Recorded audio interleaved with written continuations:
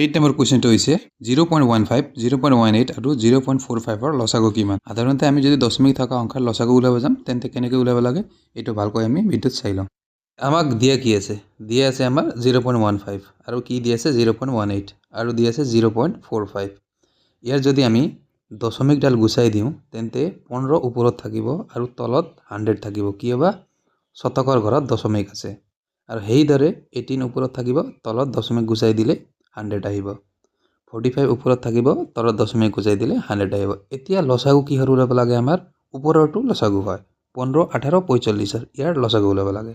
লসাগু কেনেকৈ ওলাম? 15, 18, 45 আমাৰ পুৰণা পদ্ধতি দি 5 দি ডাইৰেক্ট কাটি দিম 3 বাৰ, 18ক নাযায় 5 দি 45ক 9 বাৰ। এতিয়া 3 দি কাটি দিম, 3 দি একবাৰ যাব 6 বাৰ আৰু 3 বাৰ যাব।